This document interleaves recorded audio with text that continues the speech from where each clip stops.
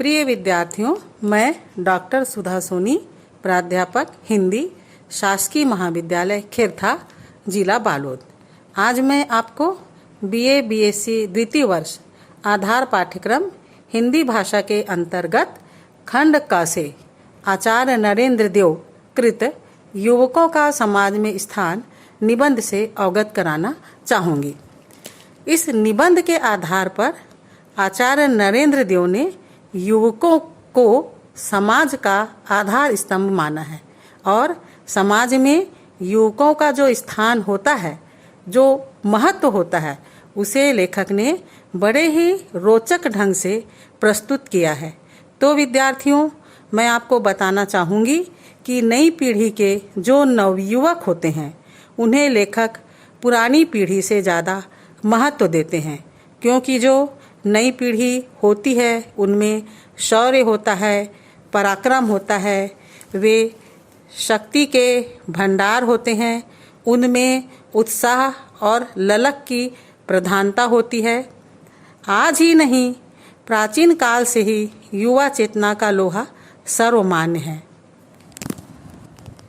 युवा चेतना तो नदी के उस भयंकर प्रलयंकारी बाढ़ का उफनता हुआ पानी है, जो जिधर भी जाए आत्मसात करता हुआ सभी को अपने रंग में रंग देता है।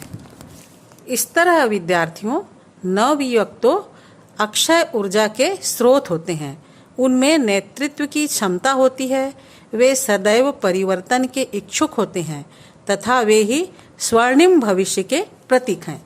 तो विद्यार्थियों, नई पीढ़ी की इस अनंत शक्ति के साथ ही लेखक के मत में पुरानी पीढ़ी यानी कि वृद्ध जनों का भी समाज में महत्व कम नहीं है।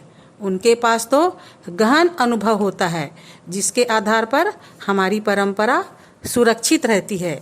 ऐसे समाज में वृद्धों का नेतृत्व ही महत्वपूर्ण होता है।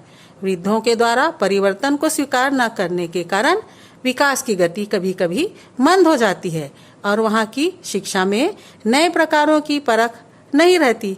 किंतु जब समाज की ऐसी अवस्था हो जाती है तो उसे जीवित रखने के लिए पुरानी पद्धति को बदलने के लिए हमें विवश होना पड़ता है और इसे युवक ही बदल सकते हैं, क्योंकि वे नूतन समाज के आरंभक होते हैं।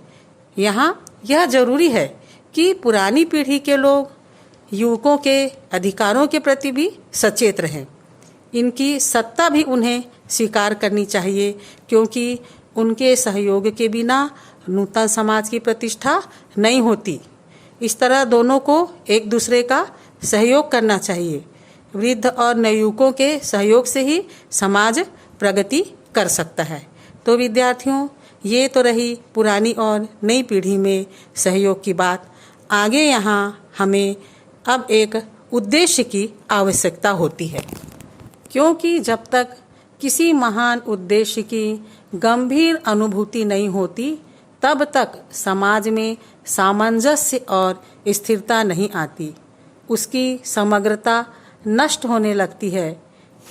इस नवीन दर्शन में नव युवकों की ही आस्था होती है, किंतु पुरातन समाज में वृद्धों का पुराना स्थान अब भी चला आ रहा है।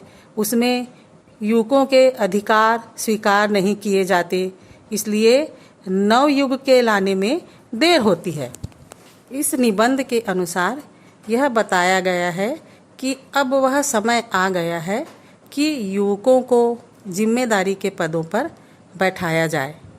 इसके कई लाभ हैं, जैसे आज जो अधिकार रूढ़ हैं उनका कर्तव्य है कि वे अपने उत्तराधिकारियों को आज से तैयार करें, अन्यथा इन वृद्धों के हट जाने पर उनकी जगह लेने वाले योग्य व्यक्ति नहीं मिलेंगे।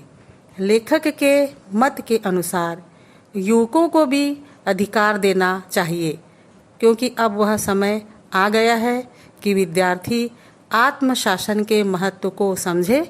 उन्हें भी अधिकार देना होगा, और यदि युवकों को अधिकार दिया जाएगा तो उनकी उच्छृंखलता भी दूर होगी।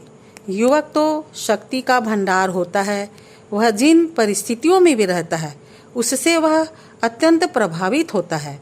वह भावप्रवण होता है और शूरता दिखाने के लिए कोई भी अवसर नहीं छोड़ता। उसे जैसा मार्ग दिखा दिया जाता है उसी मार्ग में लग जाता है। जैसे वह स्वतंत्र होने की चेष्टा कर रहा है तो वह उसी में लग जाएगा। उसी तरह यदि उसका समाज सांप्रदायिक युद्ध में लगा है तो वह उसी में लग जाएगा। इस तरह वह किसी भी नए काम में लग जाता है। शर्त यह है कि उसकी भावना पूरी होनी चाहिए और उसे काम का मौका मिलना चाहिए। यदि युवकों के अधिकार स्वीकार नहीं किए जाएंगे तो नव युग के लाने में हमें देर होगी।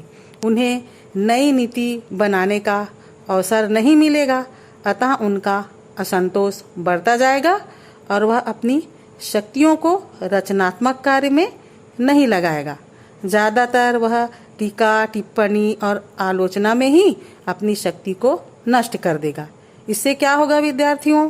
केवल हानि होगी, केवल सारे समाज का अहित ही होगा।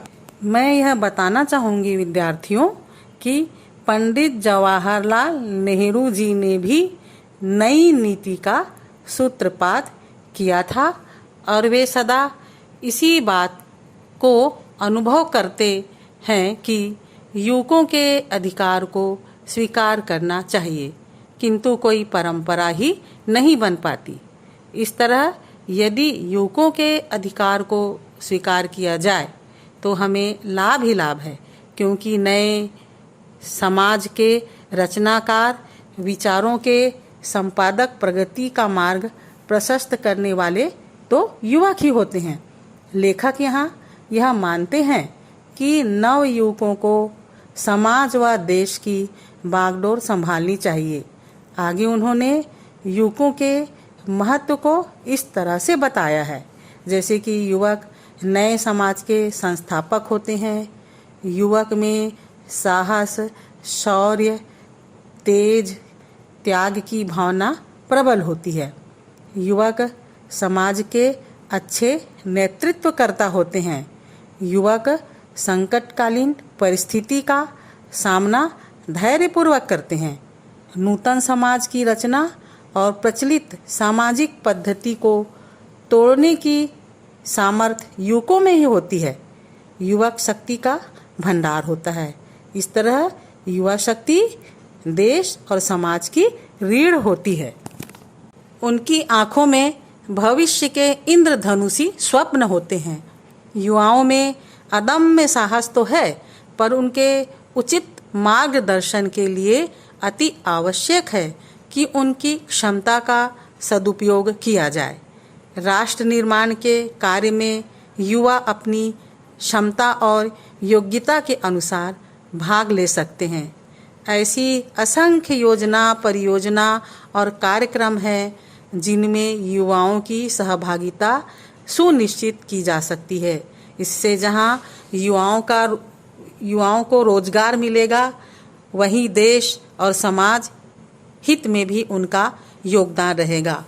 स्वामी विवेकानंद ने भी युवाओं का आह्वान करते हुए कहा था, उठो, जागो और तब तक मत रुको जब तक कि अपने लक्ष्य तक पहुंच ना जाओ।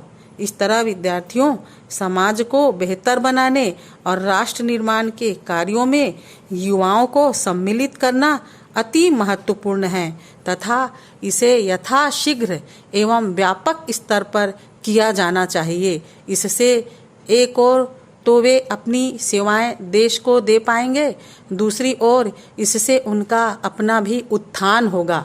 तो विद्यार्थियों, स्थूल सत्य तो यही है कि आज की किसी भी समस्या का समाधान युवकों के सहयोग के बिना समुचित रूप से नहीं हो सकता। इस तरह मैंने इस निबंध के माध्यम से आपको बहुत महत्वपूर्ण बातें बताई हैं।